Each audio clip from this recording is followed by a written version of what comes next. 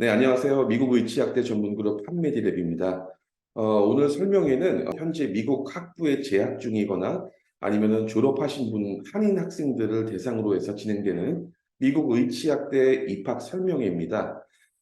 현재 미국 학부에 재학 중인 학생들 분들 중에서 졸업 후에 취업에 대해서 이제 고민 때문에 약대나 의대, 치대, 수의대 등에 대해서 진학에 대해서 관심이 있으신 분들 계실 거고 또는 뭐 이미 그 미국 의치학대 학부 과정에서 프리팜이라든가 프리덴탈, 프리메드 어떤 트랙에서 준비하고 계신 학생들도 있으실 텐데요. 이런 분들을 위해서 이제 설명회를 준비를 해봤습니다. 사실 미국 의치학대에 대해서 전반적이고 현실적인 그리고 또 실질적인 정보를 미국 학부 재학 중에서 얻기가 굉장히 어렵죠. 뭐 미국 내에서 이런 전반적인 내용을 정리해 주는 곳이 없고, 그다음에 한국에서도 일반적으로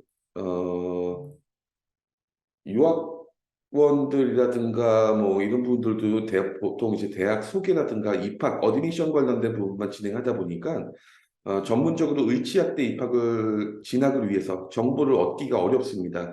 그래서 오늘 미국 약대, 의대, 치대, 수의대에 대해서 입학 프로세스 그리고 전략에 대해서 준비를 해봤습니다. 아무래도 뭐 저 미국 의치학대 네 개 섹션, 네 개 분야를 다 같이 말씀을 드리려면 시간이 좀 소요될 거예요. 그래서 준비하는 학생들이 그래도 반드시 알아야 될 필수 정보 위주로 설명을 드릴 예정이니까 참고 잘 들어주시면 좋겠습니다. 네, 우선 판메디랩에 대해서 잠시 소개를 좀 하려고 하는데요. 아마 미국 유학생 협회에서 한인 유학생 협회에서 포스터를 보셨겠지만은 그렇지 못한 분들은 제대로 못 보신 분들은 판메디랩이 무엇한 곳일까 이런 궁금한 점이 아마 있으실 거예요. 그래서 여기 보시는 이 프로세스는 미국 약대 그리고 미국 의대 기준으로 해서 입학 전 단계, 입학 후의 재학생 과정, 최종 약사나 의대, 약대 의대 또는 의대 입학 후까지 모든 프로세스에 대한 부분인데, 뭐 예를 들면은 여기 보시는 것처럼 미국 약대의 경우에 이제 조금 설명드리겠지만, 뭐 약대 입학 전에 지금 학부에서 입학을 하고 그리고 나서 약대 입학 후에 약대 과정, 화엄디 과정 그리고 졸업, 약사 시험, 나플렉스 뭐 한국으로 리턴하는 학생들은 한국 약사 시험까지 준비해야 되고 또는 뭐 지금 미국 의대 같은 경우에도 학부에서 어드미션, 뭐 프리메드나 BS 트랙에서 MCAT 준비하고 여러 단계가 있죠. 이 모든 단계를 저희 판메디랩에서 다 함께 지원해드리고 있고 서포트를 해드리고 있습니다. 그래서 이렇게 보시면 될 것 같아요. 일종의 온라인 학원이다 이렇게 보면 되겠습니다. 그러면 오늘 설명의 순서 잠시 말씀드릴게요. 첫 번째가 여기 보시는 것처럼 미국 약사 전망. 미국 약대에 대해서 고민하시는 분들도 계시긴 하는데 과연 미국 약대, 미국에서 약사가 되면은 전망이 어떨까라는 부분들이고 취업에 대한 부분 분명히 관심이 있으실 거고 그래서 미국 약대에 대한 입학 전략, 두 번째가 미국 의대 입학 전략, 세 번째 미국 치대 입학 전략, 마지막으로 미국 수의사 전망하고 미국 수의대 입학 전략이고요.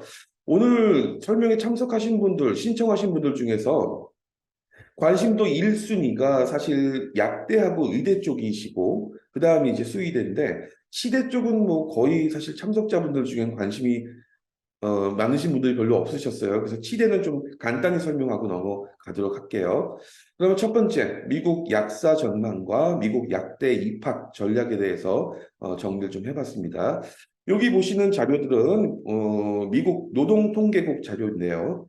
미국 약사에 대한 연봉에 대한 자료입니다.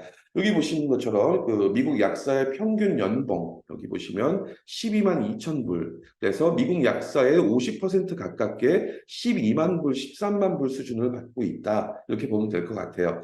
이렇게 보면은 이제 사실 한국이나 영국 약사에 비하면 거의 2배 넘게 차이가 나죠.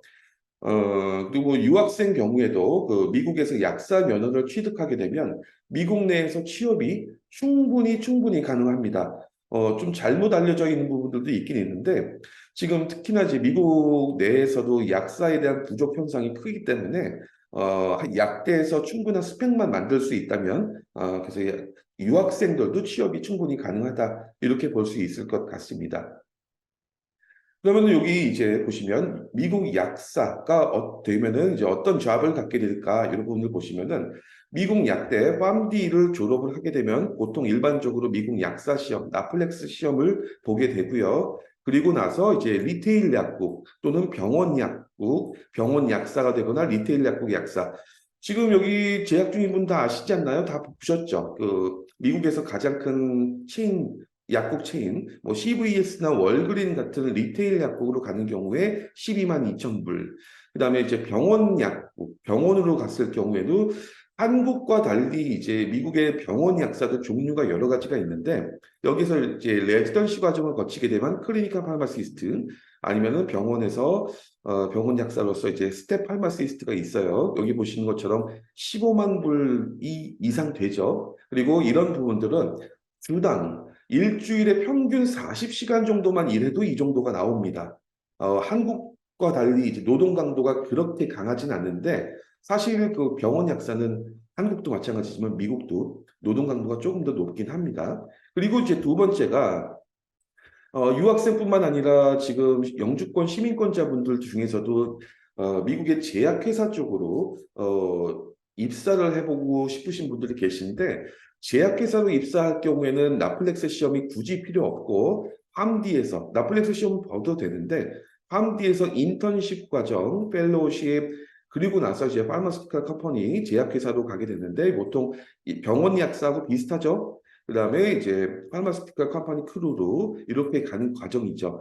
그런데 유학생 같은 경우에는 제약회사 취업이 어렵다. 네, 어렵습니다. 왜 그러냐면 일반적으로 제약회사들은 2년짜리, 2년 계약, 연봉 계약을 하게 되는데 지금 일반적으로는 미국 약사가 되게 되면 미국 약대 과정이 스템 계열이 아니죠. 이건 다 알고 계실 거예요. 그러다 보니까 OPT 1년밖에 안 되고 로터리로 해서 3년까지 연장이 되지만 어떻게 될지 모르겠죠. 그렇기 때문에 일반적으로 1년 계약을 제약회사에서 하지 않기 때문에 제약회사는 사실상 H1B 취업비자나 영주권 시민권자가 있어야 된다. 뭐 이렇게 보실 수 있는데 단 또 다른 방법이 있습니다. 유학생인데도 불구하고 제약회사에 취업할 수 있는 방법들이 있어요. 그런데 시간 관계상 오늘 길게 말씀은 못 드리고, 만약에 지금 이 영상을 보고 계신 분들 중에서 유학생인데, 한국 유학생인데, 약대를 가서 꼭 제약회사에 파이자라든가 아니면 뭐 그런 모더나 같은 제약회사에 취업을 하고 싶다. 그럴 경우에는 별도로 상담 요청을 하시면 어떤 방법으로 어떤 전략으로 제약회사를 갈 수 있을지 제가 말씀드리는 거는 실제로 유학생인데도 불구하고 제약회사에 입사에 성공한 분들 이야기를 토대로 해서 정리해 드리도록 하겠습니다. 그렇게 보시면 될 것 같고요. 그러면 이렇게 해서 이제 미국에서 약사로 취업을 할 때 가장 중요한 요소가 무엇일까? 이걸 봐야 될 것 같은데, 여기 보시는 것처럼 1, 2, 3, 4번으로 일단 크게 나눠 놨어요. 그래서 여기 1번 같은 경우에 GPA입니다. 그리고 미국에서 약사 취업할 때, 그다지 그렇게 중요하지 않은 것 중에 하나가 미국 약대 네임밸류입니다. 그렇기 때문에 예를 들면 유니버시티 오브 서던 캘리포니아라든가 뭐 위스콘신 메디슨이라든가 예를 들면 그런 명문 약대 US 뉴스 월드 리포트에서 그 약대 랭킹으로 1에서 10위까지 하는 약대를 나오지 않고 30, 40위 정도 하는 약대를 나와도 약사 취업에 별로 영향을 끼치지 않습니다. 그래서 그걸 꼭 알아두셔야 되는데 여기서 얘기하는 GPA라는 거는 사실 학부 GPA가 아니라 약대 GPA인데 약대 GPA가 최고 4.0 만점에 4.0이다. 그래서 취업이 되는 게 아니라 기본적인 수준 이상만 유지하면 된다. 이건 당연한 거죠. 그래서 그렇게 GPA를 보면 될 것 같고 반드시 만점을 만들고 미국 약대에서 공부만 열심히 한다고 취업 절대 안 됩니다. 그래서 이렇게 보시면 될 것 같고 두 번째가 이제 이게 가장 중요하고 2번하고 3번이 가장 중요합니다. 그래서 약대 과정에서 실험, 실습, 근무 경험 이런 것들을 취업을 할 때 그 어떤 약국이라든가 병원에서 어떤 그 면접관들이 가장 중요하게 여기는 경험이 것들이죠. 그래서 팜디 재학 기간 동안 뭐 예를 들면은 보스턴에 있는 약대를 다녔는데 그곳에 있는 병원들과 암 연구, 리서치라든가 이런 어떤 프로젝트들을 내가 참여하고 논문도 발표하고 뭐 여러 가지 세미나부터 해서 실험 실습의 어떤 경력들이 있다. 이런 것들이 굉장히 중요합니다. 굉장히. 그리고 세 번째가 학교 활동 인맥인데, 다들 아시겠지만은 지금 미국에서 다니시니까 아실 텐데, 한국보다 더 심하게 미국에서는 취업 시에 인맥이 굉장히 중요하죠. 그렇기 때문에 함디 재학 중에 졸업한 선배들, 어떤 다른 곳으로 취업해서 성공하신 분들의 졸업 선배들, 아니면 교수님 추천, 각종 프리셉터들의 어떤 연결, 이런 부분들로 인해서 약대 졸업 전에 이미 똑똑한 학생들은 취업이 결정이 된다. 이렇게 보면 될 것 같아요. 그렇기 때문에 이런 학교 활동을 활발하게 할 수 있는 그런 약대를 선택해야 돼요. 랭킹이 높은 약대 선택이 아니라 학교 활동을 활발하게 할 수 있는 곳. 이거는 나중에 그 다음 섹션에는 나오는 의대나 치대나 수의대를 입학을 원하는 학생들한테도 연관이 됩니다. 학교 활동. 학교 선택할 때 제일 중요한 부분이죠. 그 다음에 이제 여기 보시는 것처럼 그 약대, 그 내가 다니고 있는 재학 중인 약대에서 얼마나 졸업하는 학생들의 취업을 연결해주고 노력을 해주느냐가 되게 중요합니다. 예를 들면은 어떤 유니버시티 4만 명, 4만 5천 명 가량의 굉장히 큰 대학이 있는데 대학의 어떤 그 팜디라든가 프리팜 트랙의 부분은 굉장히 작은 경우다. 그럴 경우에는 사실 학교에서 지원해 주는 게 굉장히 좀 작죠. 그런데 그 어떤 학교가 있는데 그 학교에서 팜디 미국 약대에 대해서 이 약대에 대해서 굉장히 집중하고 있는 학교일 경우가 오히려 저희들의 취업에는 더 좋은 영향을 끼치겠죠. 주위에 있는 많은 병원이나 제약회사 그런 기관들하고 협업이 돼 있기 때문에 그래서 그런 학교들을 선택해야 된다 보시면 될 것 같아요. 여기 보시는 것 좀, 지금 약대에 대해서 관심이 있으신 분들은 아마 인터넷상으로나 여러 가지 어떤 뭐 사이트나 정보들을 보면서 아실 거예요. 미국의 약사 프로세스는 0 플러스 6, 2 플러스 4라는 게 있는데, 여기서 0 플러스 6이라는 거는 학부 과정과 약대, 대학원이죠. 약학 전문 대학원 과정이 통합이 되어 있는 경우를 6년 통합 약대라고 보통 일컫고 이렇게 해서 넷플릭스를 가는 거고 그다음에 지금 역시 미국의 약대는 대학원이죠. 의대나 치대 같은 대학원제로 되어 있는데 대학원으로 들어가는 경우고요. 그래서 학생이 프리팜 트랙으로 들어가거나 BS로 입학을 했을 경우에 이게 2년을 보장해 주진 못합니다. 3년이 될 수도 있고 4년이 될 수도 있겠죠. 왜냐하면은 이 약대에서 요구하는 그 프레리퀴짓 필수 이수 과목들을 다 이수하고 그 다음에 최소 60학점, 60크레딧 이상 받은 학생들이 약대 지원이 가능하기 때문에 내가 BS 있는 학부에 뭐 바이오 케미스트리라든가 뭐 바이올로지나 케미스트리를 전공하고 있다라고 해도 다른 교양 과목들하고 합쳐져서 필수 이수 과목을 이수하는데 3학년이 될 수도 있겠죠. 그리고 요즘에는 학교에서 피켓을 거의 보지 않죠. 그렇기 때문에 이런 식으로 구분이 돼 있다. 이렇게 보면 될 것 같아요.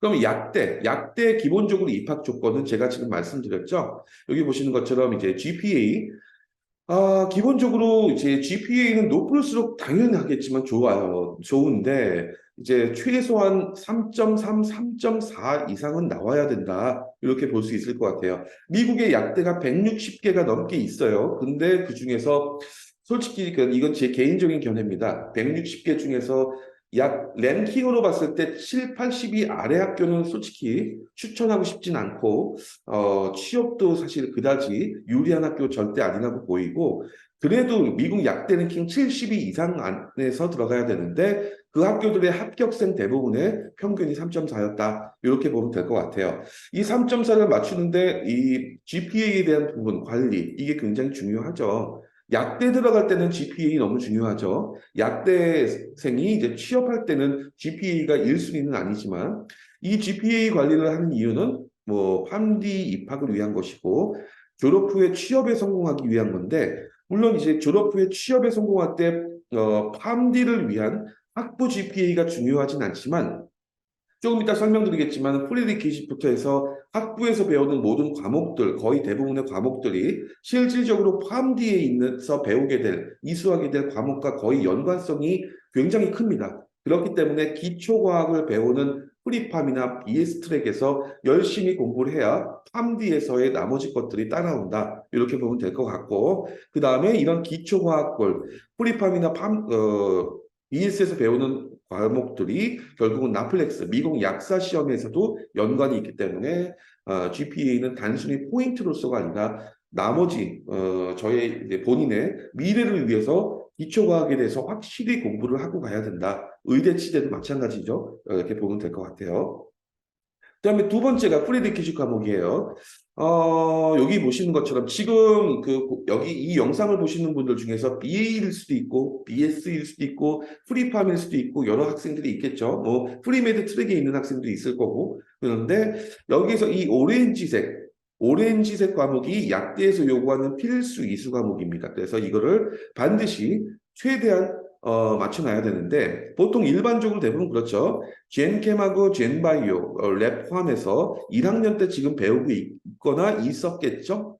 그리고 이제 2학년 때부터 또는 1학년 2학기 때부터 본격적으로 이 올고가 시작되죠. 여기서부터 학생들이 주춤거리면서 B나 C 아래로 떨어지는 경우가 많고 여기서 실질적인 모든 그 약대 필수 이수 과목은 젠캠, 젠바이오, 올고, 바이오캠 그다음에 피지오, 휴먼 아나토미 이거는 무조건이고 피직스 아니면 모레큘러 아니면 마이크로 아니면 셀바이오 뭐 이런 과목들은 두 과목 중에 한 과목 뭐 이런 식으로 해서 선택 과목이 될 수가 있어요. 그래서 여기에서 반드시 캠바이오, 올고, 바이오캠, 비시오, 아나토미는 A를 받으셔야 나머지 것들이 편해지죠. 그래서 이렇게 보시면 될 것 같고 요 아래 이제 이 색깔들, 파란색들은 이제 팜디 과정, 약대에서 배우실 과목인데 여기 보시는 것처럼 젠캠, 올고가 연관성이 크게 있지는 않지만 젠캠의 연관성은 결국은 이제 메디시널 케미스트리, 피지컬 케미스트리, 팔마서틱스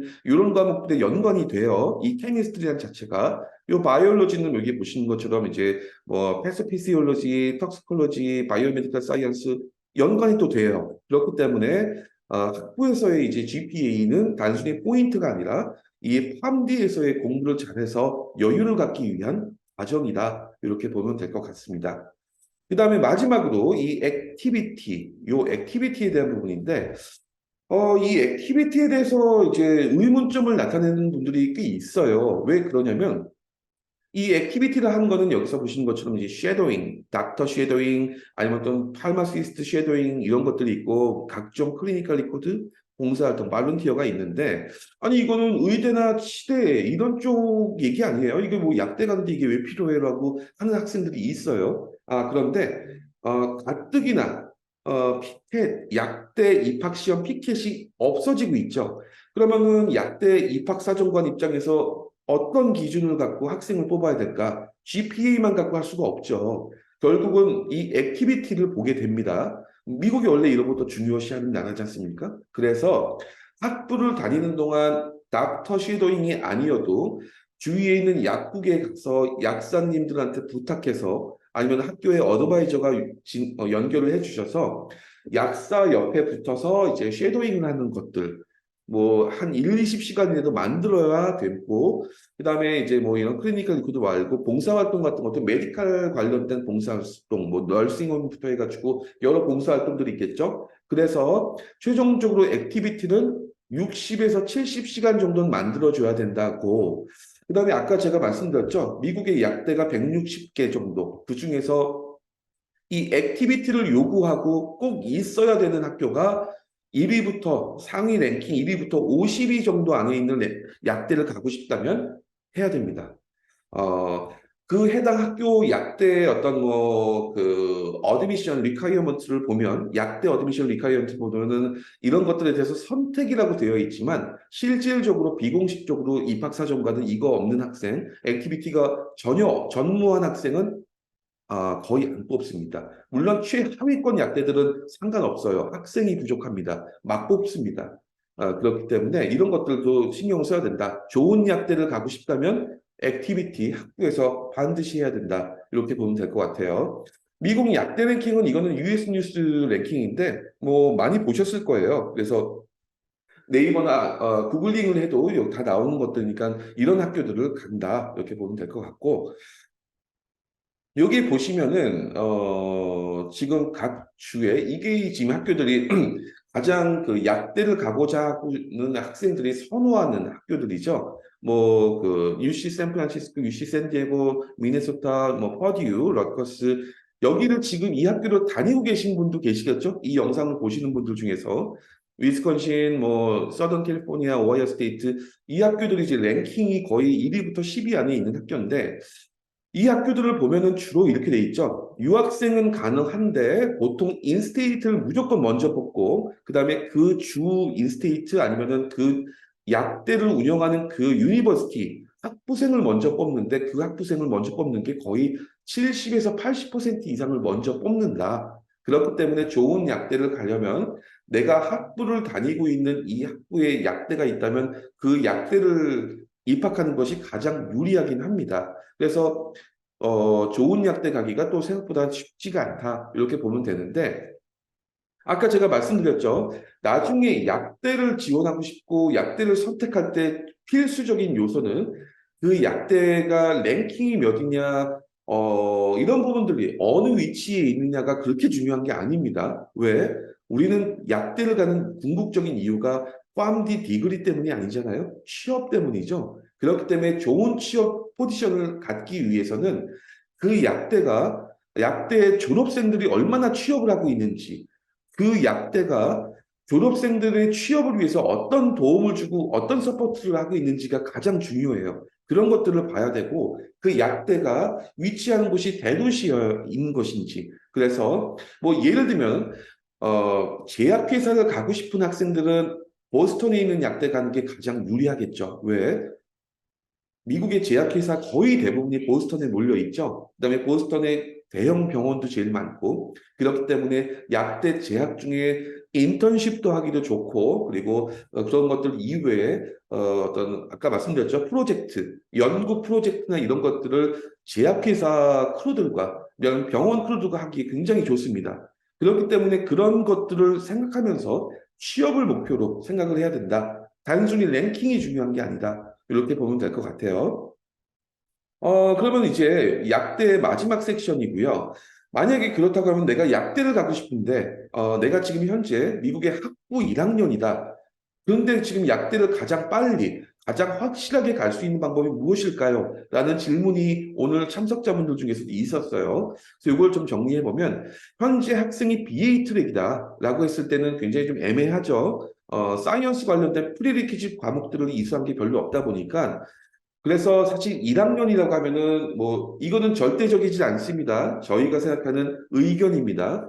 BA 1학년이라고 하면은 근데 약사가 꼭 되고 싶다. 그렇다면 가장 좋은 거는 다시 트랜스퍼 하기도 애매하죠. 1학년이라서 프리팜 트랙으로 신입학을 하는 게 다른 학교 신입학으로 가는 게 더 유리할 수 있습니다. 그렇게 해서 제대로 공부해서 2년 만에 프리팜 트랙이기 때문에 2년 만에 학부 2학년 수료 후 팜디를 지원한다. 이렇게 해서 갈 수 있는 방법이고, 그 다음에 이제 만약에 학생이 BS 학부에 있다. 그러면 좀 유리해지긴 하는데, 똑같아요. 그런데도 불구하고 1학년일 경우에는 아예 처음부터 다시 리셋해서 프리팜 트랙으로 다른 학교 신입학해서 팜디로 2학년 마치고 간다던가, 아니면 지금 1학년에서 2학년, 1년 더 다니고, 그러면서 그 최대한 학교 어드바이저를 통해서 프리리퀴즈 과목을 이수할 수 있도록 만든 다음에 학부 3, 4학년 때 2학년 마치고 진행이 좀 어려우실 수도 있어요. 근데 학생마다 이건 다릅니다. 3, 4학년 때 팜디로 지원한다. 이렇게 가볼 수 있을 것 같아요. 그리고 참고로 미국의 약대 중에서 아주 일부 명문 약대들만 학사학위를 원하지 대부분의 학교들은 학사학위 필요 없습니다. 대부분 아까 말씀드렸던 60학점 이상 취득, 그게 2학년이죠. 그 다음에 프리리퀴짓 이수 이 두 가지만 있어도 지원이 가능하다 이렇게 볼 수 있을 것 같아요. 단 여기서 좋은 약대 가려면 아무래도 액티비티 학부 다닐 때 만들어야 된다 보면 되고 학부에 현재 2학년이다라고 했을 땐 BA 트랙인 경우엔 똑같죠. 애매하죠. 거의 그 프리리퀴지 한두 개, 두세 개도 안 돼 있을 것 같아서 프리팜으로 다시 그냥 들어간다. 2학년까지 마친 거 아쉽지만 그게 가장 확실한 거니까 그렇게 되는 거고 BS일 경우에는 프리팜 똑같이 이렇게 갈 수 있는 방법이 있고 트랜스퍼 할 수 있는 방법이 또 하나가 있는데 바로 전 페이지와 동일해요. 그런데 여기서 한 가지 더 추가하자면은 6년 통합 약대로 가볼 수도 있어요. 6년 통합 약대라고 하는 게 이제 구글링을 해보면 나오겠지만 뭐 가장 대표적인 거 들어보셨을 거예요. MCPHS, ACPHS, 노스이스턴, 러커스, 로드아일랜드 딱 10개 있습니다. 미국에. 이제 6년 통합 약대로 가게 되면 6년 통합 약대에서 2학년이라는 거는 프리팜 트랙이에요. 그리고 3학년이라는 거는 TY1이라고 해서 약대, 3, 4, 5, 6학년이 약대 과정입니다. 그래서 약대로 곧바로 트랜스퍼하는 건데 이것도 가능합니다. 근데 모든 통합 약대가 가능한 건 아니고 일부 통합 약대, 예를 들면 MCPHS 같은 약대 2학년이나 3학년으로 트랜스퍼가 가능하다. 물론 이제 전적 대학에서 어떤 과목들을 이수했는지에 따라서 2학년이나 3학년 편입이 가능하다가 이렇게 될 수 있을 것 같아요. 참고로 이제 저희 이제 그 한메디랩이 MCPHS와 직접 협약이 돼 있기 때문에 만약에 혹시라도 지금 학부 재학생인데 PharmD로 트랜스퍼하기를 원하시는 학생은 저희 쪽에 별도로 연락을 주세요. 그리고 이제 3학년 이상인 경우에는 BA 같은 경우에는 이렇게 돼 있죠. 프리팜 신입학으로 가든지 아니면은 아까 말씀드렸던 것처럼 6년 통합 약대로도 갈 수 있습니다. 필수이수 과목이 많이 모자르다 하더라도 온라인 수업, 이 MCPHS 같은 학교에서 제공하는 온라인 수업을 듣고 6년 통합 약대로 지원할 수 있다. 이렇게 볼 수 있을 것 같고 BS 트랙일 경우에도 이 부분은 거의 동일하죠. 전 페이지하고 또는 이제 6년 통합 약대 3학년이 아까 뭐라고 했죠? 프리팜이 아니라 팜디 트랙이죠. 팜디 3학년 약대로 곧바로 트랜스퍼 할 수 있다. 이렇게 보실 수 있겠습니다. 그래서 이제 여기 보시는 것처럼 그 저희 판매디랩에서는 이런 그 학부 어드미션 위에 팜디 어드미션 그리고 이제 학부 전에 입학 전에 선행학습 학부에서의 GPA라든가 학부 과정 서브젝트들 프리리퀴지 서브젝트에 대한 GPA 관리 렉처라든가 교육을 제공하고 있고 팜디 과정 그다음에 약사 시험까지 저희가 이제 프로그램을 운영하고 있습니다. 이렇게 보면 될 것 같고요. 그다음에 두 번째 섹션 이제 미국 의대 입학 전략을 보도록 할게요. 지금 미국 의대에 대해서 관심이 있으신 분도 당연히 이 그 프로세스는 알고 계실 거라고 봅니다. 여기 보시는 것처럼 프리메드 트랙 또는 BS 트랙에서 이제 학사 학위를 취득하고 MCAT 그리고 메디컬 스쿨에 지원해서 2학년 마치고 USMLE 스텝 1, 2, 그다음에 4학년 마치고 레지던시 전에 USMLE 스텝 3 이렇게 진행이 되죠. 이런 것들을 필요로 하고 그다음에 여기에서 필요한 건 GPA, MCAT 뭐 그 EC도 있고 SA 뭐 여러 가지가 있겠죠. 이거 보면 될 것 같고. 그래서 여기 프리메드나 BS 트랙에서 보통 일반적으로 4년제 일반 학부 입학을 하는데 여기서 이제 이런 질문을 하시는 분도 계세요. 그 미국 의대 들어가기가 너무 어렵고 코카시언들도 영주권 시민권자들조차도 너무나도 어려운데 보통 그래도 조금이라도 합격 가능성 확률을 높이려면은 학부 입학할 때 어떤 전공자가 제일 많이 입학합니까? 라고 봤는데 미국 의대 입학 그동안 해왔던 학생들 중에서 공통적으로 가장 많은 전공자를 배출한 건 바이올로지였어요. 그다음에 뭐 캠 피직스도 있는데 아주 일부 인문사회 그러니까 BA 출신들도 있었다. 그렇지만 굉장히 일부였다. 그래서 바이올로지라든가 바이오 케미스트리 전공자가 조금 더 유리하지만 절대적이지 않다. 이렇게 보면 될 것 같고요. 이런 것들은 그냥 한번 훅 보시면 될 것 같아요. 그다음에 이제 뭐 MCAT 이런 부분들도 아마 내용 다 아실 겁니다. 이렇게 되면 되고 제가 요건 넘어갈게요.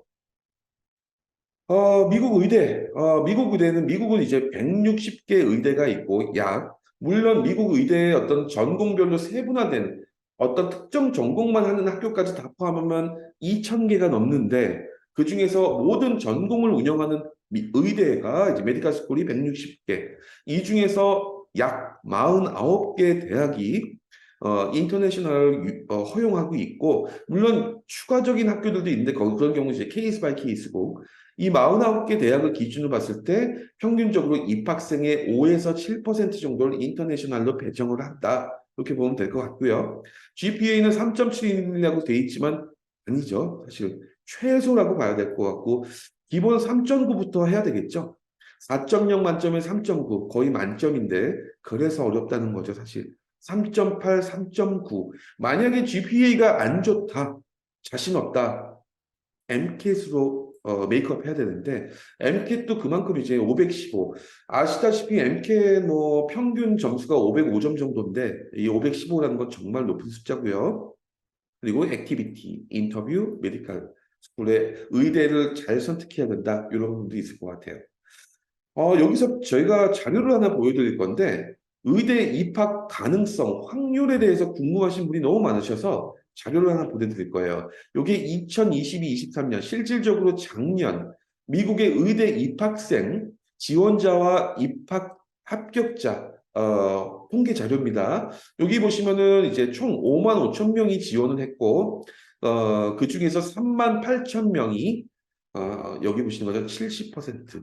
처음 지원하는 사람인데 여기서 중요한 거는 30% 정도는 초시가 아니라 제시다. 그렇기 때문에 한 번 떨어지고 다시 시험을 본다. 그렇기 때문에 3분의 1, 매년 3분의 1씩 시험을 다시 보는 학생이기 때문에 만약에 지금 의대를 도전하시는 분들 중에서 영주권 시민권자라고 하면은 한 번 시험으로 합격 여부를 결정하고 안 되면 포기. 이건 아닌 것 같아요. 일반적으로 이렇게 많은 학생이 30% 가까운 학생이 최소한 2번 정도는 시험을 보고 있다. 이렇게 보면 될 것 같아요. 그다음에 두 번째가 이게 방금 바로 전에 보셨던 것처럼 리애플리컨트 30% 가깝죠. 그렇기 때문에 이렇게 해서 한번 도전을 다시 해야 된다 보면 될 것 같고 여기서 뭐 그냥 참고만 하시면 될 것 같아요. 아시안이 23% 정도다. 가장 많죠. 백인이 41%. 근데 여기서 보면은 유학생도, 전 세계 유학생도 3.5% 정도가 지원을 하고 있다. 1955명이 지원했습니다. 그래도 적지 않은 숫자죠. 여기는 합격자인데, 여기서 보면은 이제 유학생이 1.4%가 합격했다라고 보여지는데요. 사실 전체 합격생 중에서 유학생 합격생으로 구분하면 안 될 거라고 저는 봅니다. 1.4%라고 하면 너무나도 형편없어 보이고 너무나도 작아서 지금 이 영상을 보고 계신 미국 의대에 대한 지원을 희망하는 학생들 볼 때는 아우 안 되겠네. 1.4%? 야 말이 안 된다.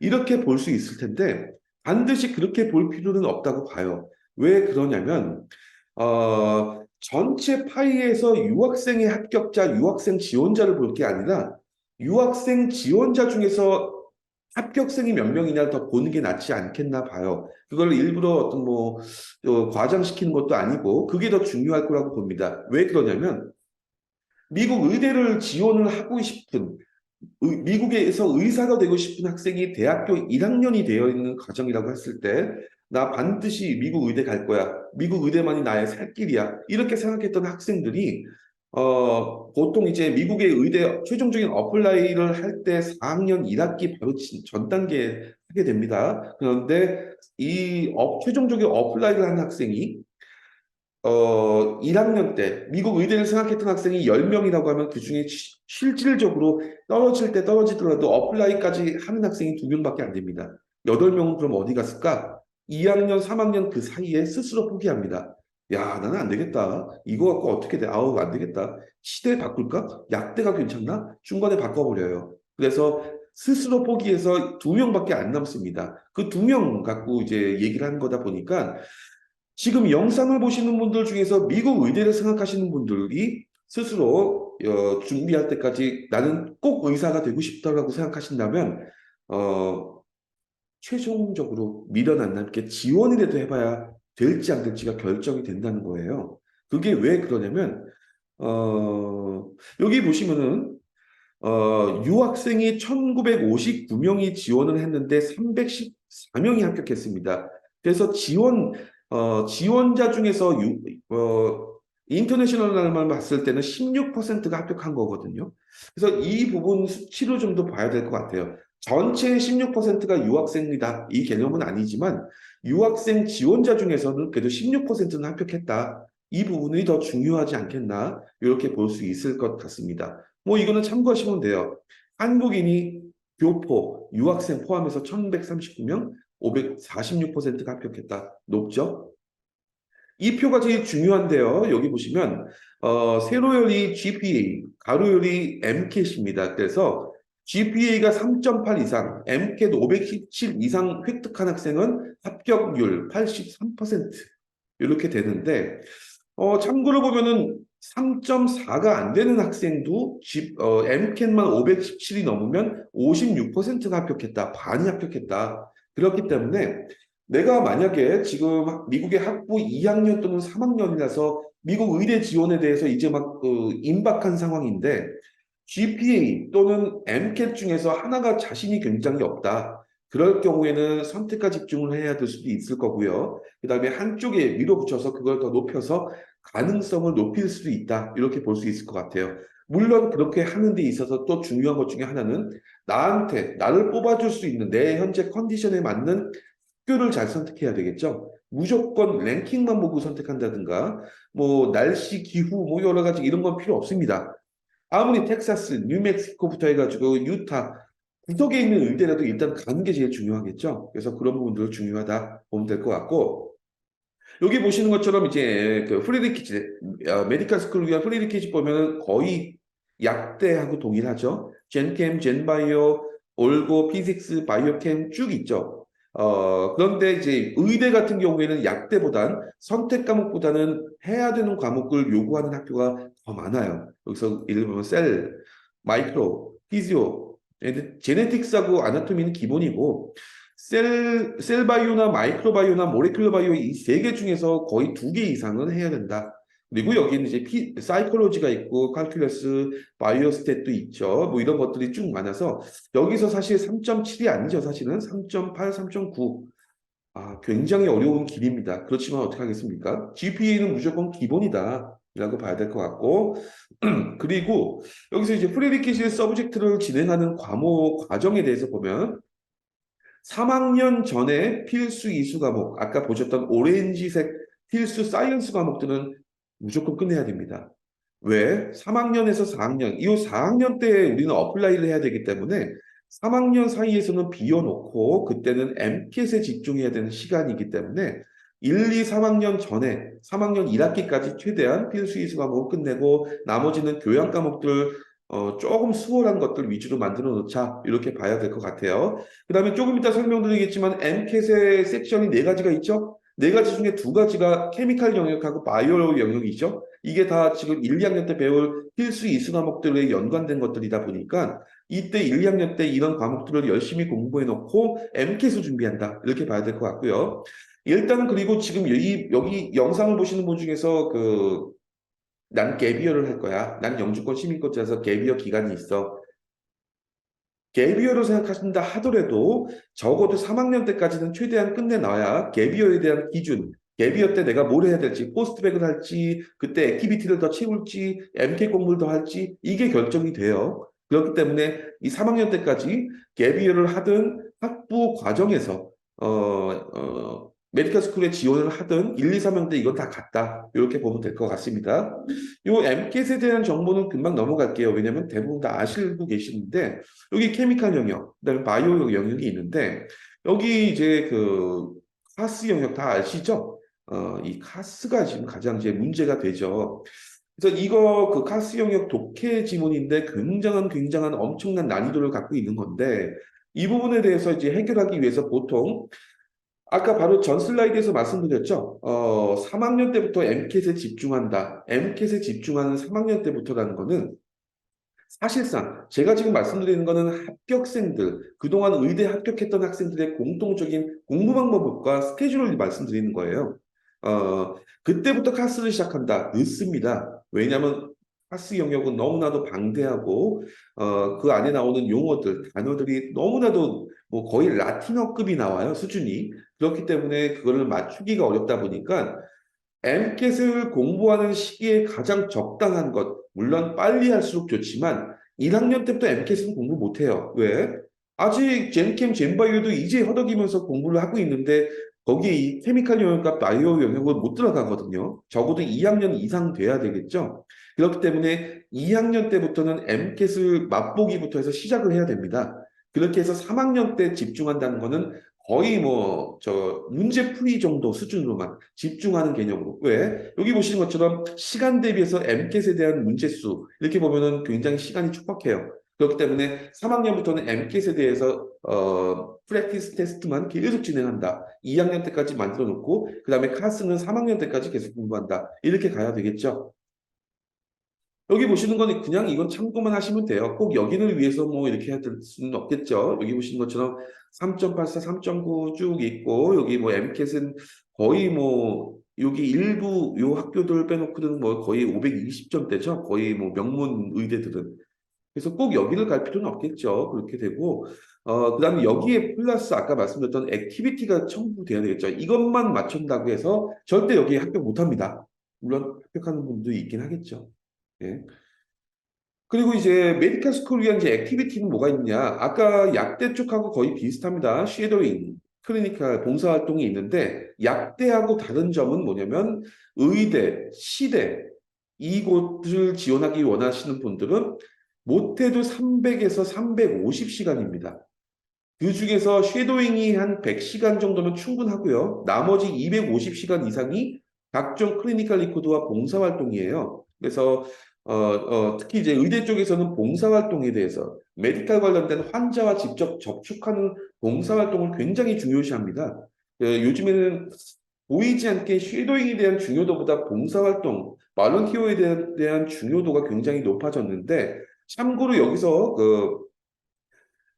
학교에서 GPA 관리 때문에도 너무나도 힘든데 그 과정에 MCAT도 준비해야 돼서 막 머리가 막 너무 아픈데 이 중에 방학 중에 계속 봉사활동을 다녀야 된다는 건 얼마나 피곤한 일이겠어요. 그렇죠? 그렇기 때문에 학교에서 학교에서 이제 그래서 학교에서 이런 부분들을 진행하는 데 있어서 그래서 어쨌든 간에 300에서 350시간 진행하는 데 있어서 학교에 이제 프리메드 트랙에 있는 학생들 같은 경우에는 학교에 어드바이저들이 이런 액티비티에 대해서도 정리를 해주지만 다른 학생들한테도 동일하게 해주기 때문에 사실 이런 약대도 마찬가지지만 액티비티는 본인이 스스로가 만들어 나가야 됩니다. 본인이 직접 여기저기 전화하고 확인하고 물어보고 부탁하고 저 좀 써주세요. 쉐도잉 해야 됩니다. 이렇게 진행해야 되는데 그게 쉽지는 않죠. 그리고 봉사활동도 굉장히 잘 골라야 됩니다. 한정된 시간 내에서 가장 가성비 있고 효과적인 미국 의대나 치대 입학사정관들이 가장 선호할 만한 봉사활동을 잘 선택해야 된다. 이런 뭐 어떤 선교활동, 의료활동, 어떤 캄보디아 이런 쪽으로 멀리 가는 거 고생만 하고 그렇게 도움이 되지는 않습니다. 미국 내에서 하는 것들이 중요하죠. 그래서 지금 의대 같은 경우에도 저희가 한번 정리를 해봤어요. 그래서 현재 그 학부 1, 2학년 학생들 중에서 BA 트랙에 있는 학생이다. 이거는 뭐 사실 그냥 무조건 신입학으로 다시는 학교 트랜스퍼 아닙니다. 신입학으로 들어가는 게 가장 유리합니다. 그리고 학부 졸업한 다음에 의대 간다. BS에 있는 학생들 같은 경우에도 최대한 프리메드가 아니어도 됩니다. 그렇지만 뭐 이제 신입학을 해서 다시 들어가는 경우가 있겠죠. 전공에 따라서. 그런데 이제 3학년 이상인 경우가 문제예요. 지금 BA 같은 경우에는 이건 무조건 뭐 선택의 여지가 없습니다. 신입학으로 다시 학교를 가야 됩니다. 왜? 만약에 이제 3학년 이상이라서 너무 전적대학의 어떤 학점이나 과목이 아깝다. 그렇게 된다 하더라도, BA 중에서 일부 학생들은 이제 뭐, 햄이나 바이오 정도는 이수했을지언정, 나머지 수두룩하게 많은 그 필수 이수 과목들을 3, 4학년 내에 다 이수 어차피 못해요. 그렇기 때문에 학년을 낮춰서 가야 됩니다. 그리고 그 시간 동안 학부 과정에서 액티비티도 해야 되니까. 그렇기 때문에 신입학이 가장 유리하고 여기서는 의대나 치대를 가려고 하는 학생들은 나중에 수의대도 마찬가지지만 트랜스퍼는 별로 생각 안 하시는 게 낫습니다. 그리고 이제 BS 같은 경우에는 이제 신입학으로 가는 경우가 있고 트랜스퍼에서 학부 가는 경우가 있고 그다음에 학부 졸업 후에 포스트백으로 해가지고 이제 의대 지원하는 경우가 있겠죠. 세부적인 전략에 대해서는 이제 길게 말씀이 드리기 좀 어렵고요. 시간 관계상. 자, 치대 쪽으로 넘어갈게요. 제가 너무 속도가 빠른가요? 근데 이게 가장 기본적인 부분들이니까, 그래서 오늘 치대 신청자가 별로 없긴 한데, 그래도, 혹시 모르니까 추후에 영상을 들으실 분들이 계실 수 있어서, 치대도, 근데 치대하고 의대가 거의 동일합니다. 이 DAT 시험, 그 다음에 나중에 치대, 치과의사 시험인 IMBD, 이 시험 빼놓고는 거의 동일하죠. 그래서 시대는 속도 있게 넘어갈 거예요. 물론 이제 학부, 그다음에 DAT, 그다음에 덴탈스쿨로 이렇게 해서 들어간다. 이렇게 보면 될 것 같고요.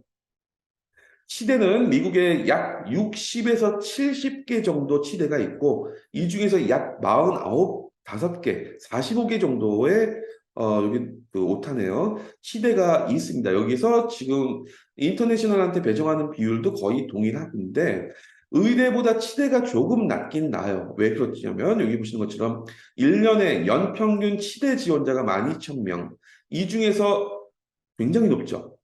42% 정도가 합격을 하고 있습니다. 물론 이거는 모든 합격생 기준인데 이 중에서 유학생은 약 250에서 300명 정도가 합격하고 있다. 이렇게 보면 되는데 치대는 좀 애매합니다. 미국의 치대를 보면은 어, 여기 보시는 것처럼 그 45개 치대는 확실하게 유학생 가능합니다. 지원이 가능합니다라는 곳이고 나머지 15개 정도의 치대는 유학생 무조건 안 됩니다. 영주권, 시민권자 아니면 뭐 시티즌만 가능합니다가 아니에요, 사실.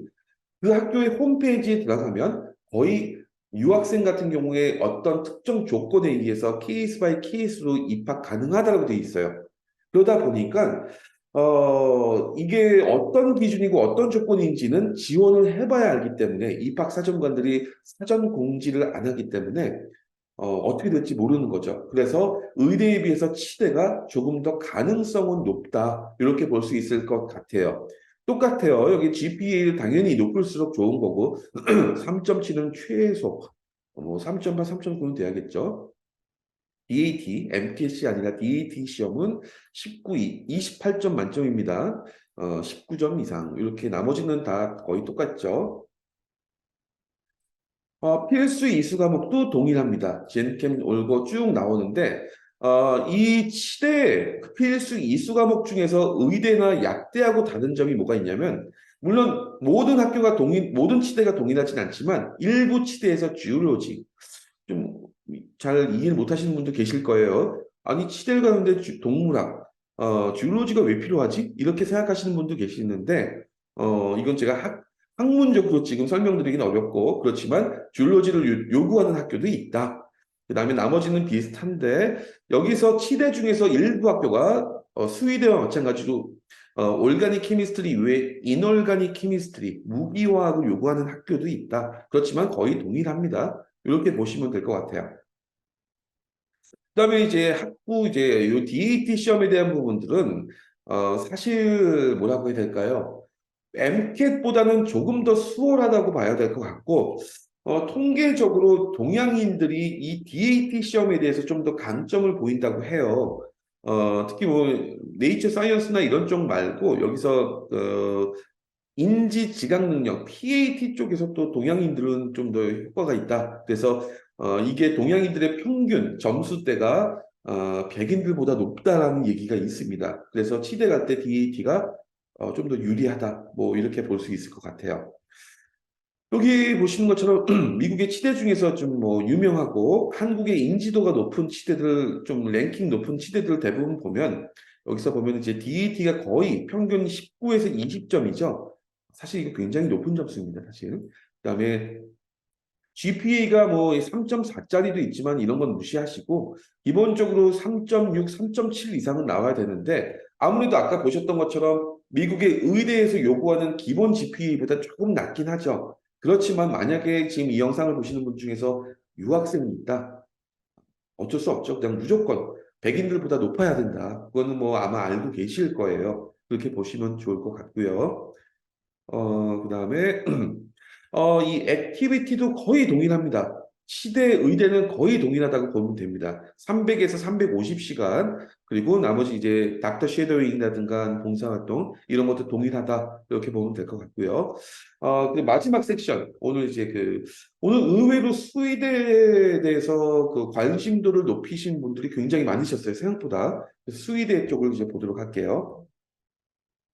아마 수의대에서 관심을 갖고 계신 분들은 아마 구글링을 통해서 미국 수의사의 전망, 미국 수의사가 얼마나 부족할까 이런 것들을 아마 보셨을 것 같아요. 여기 보시는 것처럼 이거는 다 이제 자료들이 나오는 것들이죠.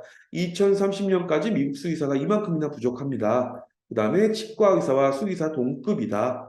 동물병원이 증가하고 있고, 그리고 아마 미국에서 거주하셔봤기 때문에 아실 거예요. 미국 내에서 수의사에 대한 존경도가 굉장히 높다는 거.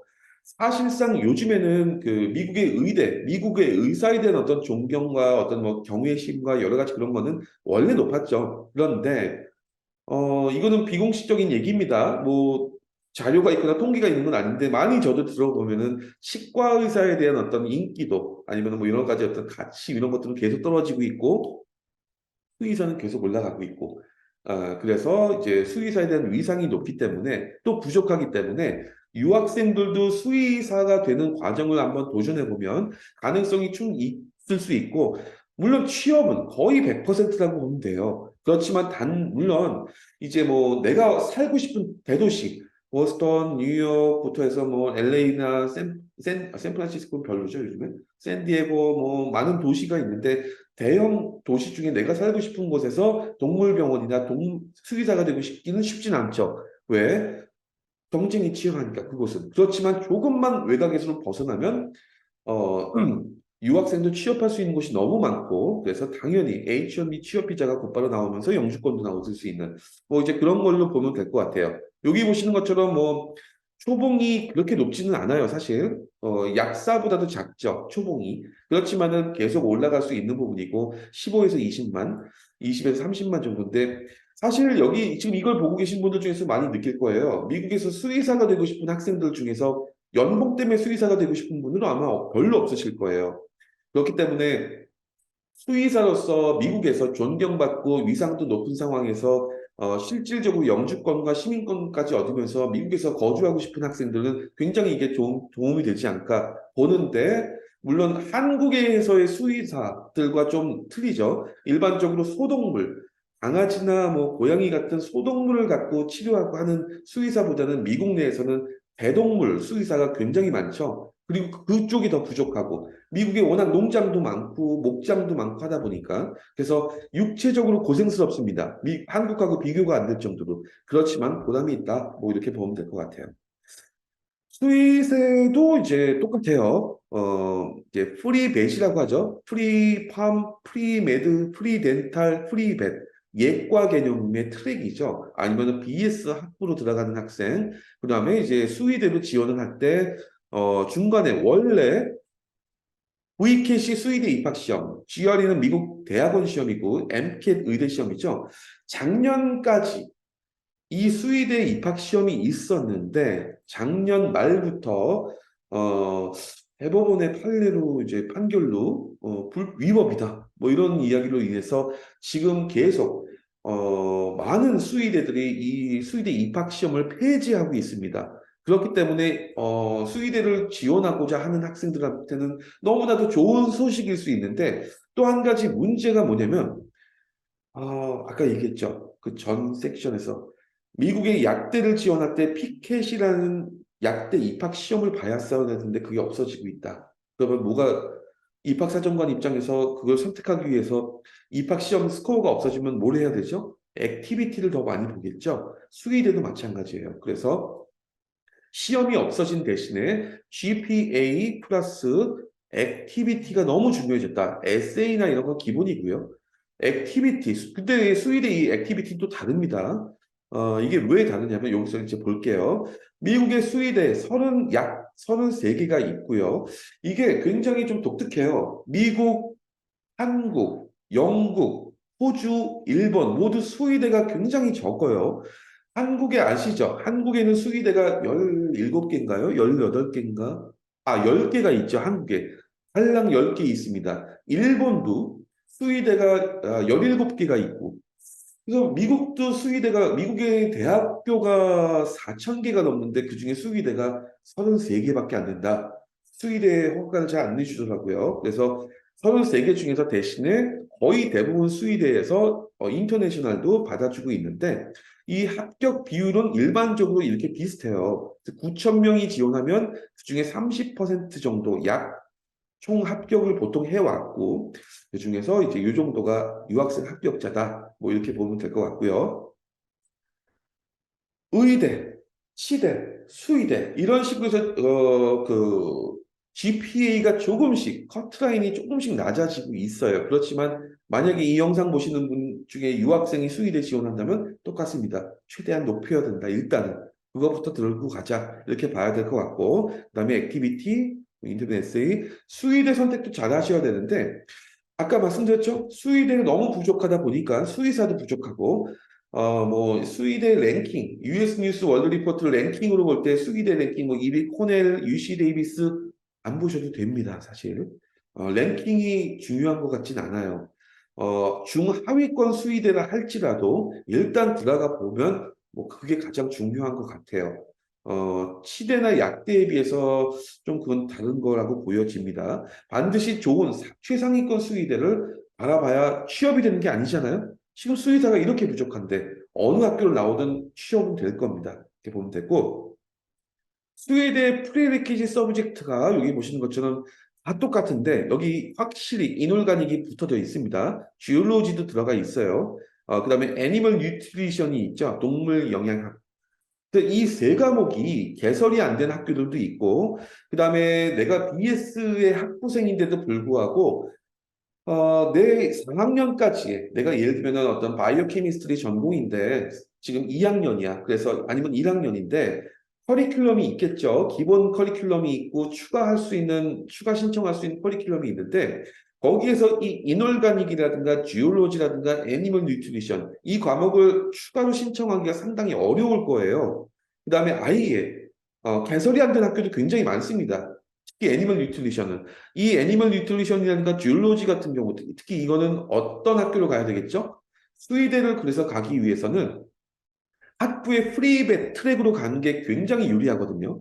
미국의 의대나 미국의 치대 같은 경우에는 합격생 중에 절반 가까이 프리메드나 프리덴탈 트랙이 아니라 일반 BS 트랙, BS 출신 학생들이 절반인데 수의대 같은 경우에는 내가 프리베 트랙이 아니라 일반 BS 트랙으로 갔을 경우에는 고생을 좀 더 하게 될 거예요. 이런 필수 이수 과목, 추가적인 과목들을 찾기 위해서. 그래서 굉장히 좀 힘든 부분이 있을 수 있어요. 그래서 그거는 좀 감안하셔야 될 거예요. 프리벳이 절대적으로 유리하다. 그 다음에 내가 입학한 학부에 수의대 어떤 그 애니멀 사이언스 같은 수의대를 운영하는 학교에는 100% 프리벳 트랙이 있는데 내가 입학한 학교에 베터리너리 스쿨을 운영하지 않는다. 그러면 이런 전공 과목들이 없을 수도 있고 여러 가지 내가 수의대를 가기 위해서 해야 될 액티비티들에 대해서 학교에서 지원을 많이 못 받습니다. 그러다 보니까 저 고생을 하게 돼 있죠. 그래서 이 프리베트가 좀 굉장히 중요하다 이렇게 볼 수 있을 것 같아요. 왜 그러냐면 여기 보시는 것처럼 수의대에 입학 학생들 중에서 보면은 쉐도잉이 있을 수 있겠죠. 쉐도잉도 여기 있습니다. 이거는 이제 닥터 쉐도잉 같은 경우에는 수의사를 옆에서 쉐도잉 하는 걸 주로 얘기하겠죠. 그래서 그런 부분들 잡을 수 있고, 그 다음에 특이한 점은 이제 봉사활동들이죠. 여기 발런티어가 동물 관련된 봉사활동으로 가야 된다.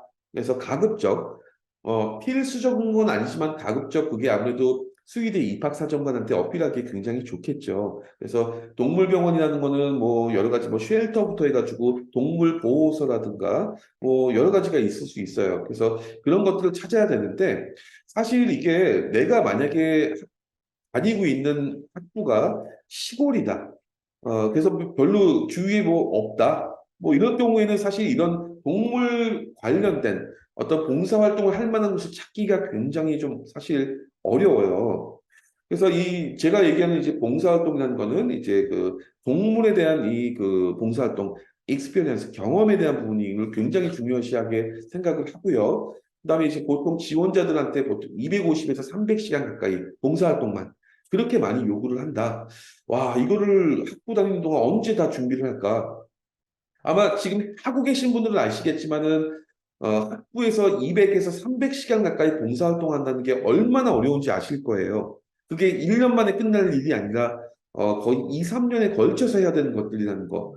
그리고 뭐 예를 들면 또 180시간 이상 동물 관련 클리닉에서 현장 경험도 있어야 되고 이런 것들이 굉장히 많이 필요하죠. 제가 이제 표를 보니까 수의대 합격자들의 평균 현장 경험 시간이 1475시간 정도라고 해요. 굉장히 많죠. 그래서 아마 그거를 지금부터 준비하려면 아마 엄두가 안 나실 것 같고, 뭐, 동물병원, 개인 동물병원, 아니면은 농장, 애니멀 쉘터, 동물원, 수족관, 이런 쪽에서 현장 경험들 중요하다. 그 다음에, 근데 이런 것들이 이제 대략 1500시간 정도의 액티비티를 채우는데 매주 10시간씩 일어나 인턴 과정부터 해서 쉬지 않고 일해도 3년 가까이 걸립니다. 이게 가능할까요? 그렇기 때문에 내가 지금 그 학부 2, 3학년인데, 나 잠깐만, 나 수의사 되고 싶다. 수의대 가야겠다. 굉장히 애매해져, 그럴 경우에는. 왜냐하면 지금부터 이 액티비티를 준비하려고 해도 졸업까지 300시간도 못 채우거든요. 그래서 졸업 후에도 이제 일반 성인이 된 상황에서 학부 졸업생으로서 이 액티비티를 하기가 사실 상당히 좀 어렵습니다. 애매해요, 그것도. 그렇기 때문에 이제 이런 것들을 여러 가지를 감안해야 된다. 이렇게 봐야 될 것 같아요. 그리고 이제, 그래서 거의 이제 마지막 내용이에요. 그러면은 이제 이렇게 되는 경우가 어떻게 될까? 만약에 학생이 지금 학부 1, 2학년 요 과정인데 내가 BA다. 뭐 이거는 그 BS도 마찬가지예요. 특히 BA 같은 경우에 선택의 여지 없이 프리벳 트랙이 있는 학교로 신입학을 가야 된다. 다시 들어가자. 요 개념이 가장 확실한 거고요. BS보다도 지금 1학년이라도 버텼던 이 학부 과정, 전적대학의 내용, 어떤 이수 과목이나 이런 것들을 다 포기하고 수의대 가기 위해서 내가 이렇게 포기했는데 굳이 다시 BS로 갈 필요가 없죠. 이왕이면 하위권 대학이라 할지라도 하위권 대학이라 할지라도 프리베 트랙으로 가는 게 제일 중요하겠죠. 뭐 이제 그렇게 보면 될 것 같고요. 이제 지금 이 학생이 BS 트랙이다라고 했을 때도 1학년이라고 하면은 아까 말씀드렸던 것처럼 BS 말고 프리베트로 다시 신입학하는 게 가장 확실해 보이는 것 같아요. 아니면 BS로 가서 할 수도 있겠지만 3학년 이상 되는 학생, 졸업생도 포함해서 BA일 경우에 여기 다시 말씀드린 것처럼 프리베스로 신입학하세요. 이게 가장 확실합니다. 왜? 필수 이수 과목뿐만 아니라 액티비티 3년 가까이 걸리는 액티비티를 만들어야 되는데 이 유학생일 경우에는 이 액티비티를 만드는 데 있어서 졸업 후에 F1 학생 비자가 만료된 상태에서 미국에서 치료하기도 어려운 상황에서 뭐 할 수 있는 게 없어요. 그렇기 때문에 이 액티비티 때문에 다시 신입학으로 학부생으로 들어가는 게 가장 유리할 것이고 영주권 시민권자 같은 경우에도 졸업 후에 이 경험을 만들려면 아까 얘기했던 수족관이나 이런 경험을 만들 수 있는 곳에 아예 취업을 해야 됩니다. 취업을 해서 만들어야 되는데 그렇게 취업하고 이런 부분들까지 한다는 게 사실상 쉽지 않죠. 또 취업도 생각해야 되고 내가 이걸 취업을 하기 위해서 하는 것도 아닌데 여러 가지 복잡해질 거예요. 아니면은 이제 BS일 경우에는 여기 보시는 것처럼 신입하고 다시 간다. 아니면은 트랜스퍼를 하는데 트랜스퍼 어떤 학교로 가야 되겠죠? 수의대가 를 운영하는 학교, 프리베 트랙이 아닐지라도 애니멀 사이언스 관련된 전공으로 트랜스퍼를 해야겠죠. 그래서 최대한 맞춰놔야겠죠. 그다음에 이제 학부 졸업 후에 포스트백인데 스웨덴은 포스트백도 굉장히 좀 애매합니다. 아까 얘기했던 것처럼 그런 필수 이수 과목들이 개설이 안 돼 있는 포스트백 프로그램이 많아요. 그래서 이런 것들을 다 따져서 정리를 좀 해봐야 된다. 그렇기 때문에 제가 지금 이 짧은 시간 내에 저희 쪽에서 이거에 대한 구체적인 해법을, 학생의 컨디션이나 상황에 맞춘 해법을 구체적으로 말씀드릴 수는 없고, 기본적인 수준에 대한 정리만 해드린 거고요. 이걸 보시고, 이제 따로 상담을 신청하셔서 그거에 대해서 같이 고민하고, 그거에 대해서 길을 만들어 보는 게 가장 중요할 것 같아요. 여기 보시는 것처럼 이제 판매 디램에서는 미국의 이제 의대, 치대, 수의대도 학부, 어드미션부터 해서 프리 매듭뿐만 아니라 프리 배 쪽으로 어드미션 쪽에부터 해서 이제 여기 있는 학교 코스, GPA, 그다음에 액티비티에 대한 관리 이런 분 다 진행을 같이 해드리고 있고 MCAT, DAT 이 시험에 대해서 티칭, 그다음에 여기 이 모든 단계 이것들을 저희들이 다 같이 한번 서포트하고 진행하고 있습니다. 그리고 이제 여기 보시는 것처럼 이제 저희 판매드랩의 미국 의치학대 튜터분들은 이제 그 미국 약사들, 파마시스트들도 계시고요. 그다음에 미국의 닥터분들도 계시고 사이언스 튜터 이렇게 저희 많은 선생님들 미국에서 약대나 의대 치대를 졸업하신 분들이 직접 티칭을 해드리고 액티비티라든가 GPA 관리를 해드리고 있다. 그렇게 보시면 될 것 같습니다. 아마 국내에서는 이런 스펙을 가지신 분들이 직접 미국의 의치학대를 서포트하고 관리해 주시는 학원, 일종의 저희는 이제 온라인 학원이라고 보면 되겠는데요. 유학원이 운영하는 어드미션과 티칭, 에듀케이션을 같이 접목한 온라인 학원이라고 보면 되는데 이렇게 진행하는 곳은 아마 저희밖에 없을 거라고 보여집니다. 이제 지금까지 그 경청을 해주셔서 감사하고요. 모든 섹션은 다 끝났고 제가 최대한 정보 위주로만 제공을 해드렸고 이제 이 내용을 보시면서 아마 어떤 학생들은 머리가 복잡해지실 거예요. 나 의대 준비하려고 했는데, 나 수의대 생각하고 있었는데, 잠깐만 저걸 어떻게 해야 되지? 저 막 이렇게 고민들이 많이 생길 겁니다. 왜냐하면 이 2차적으로 생기는 고민들을 저도 많이 찾아봤지만 구글에서 찾기가 어려울 거예요, 아마. 그렇기 때문에 문의사항이나 그런 것들, 궁금한 사항들, 의문점들, 이런 것들이 많이 생기실 텐데요. 그래서 오늘 이 설명에 참석하신 분들뿐만 아니라 지금 이 영상을 추후에 보고 계신 분들 중에서 추가적으로 궁금하신 부분들이 생기고 하면은 여기 이제 카카오톡이나 연락을 주시면 저희가 추가적으로 상담해드리고 도움을 드리도록 하겠습니다. 네, 그러면 오늘 설명회 종료하도록 하겠습니다. 장시간 동안 들어주셔서 감사합니다.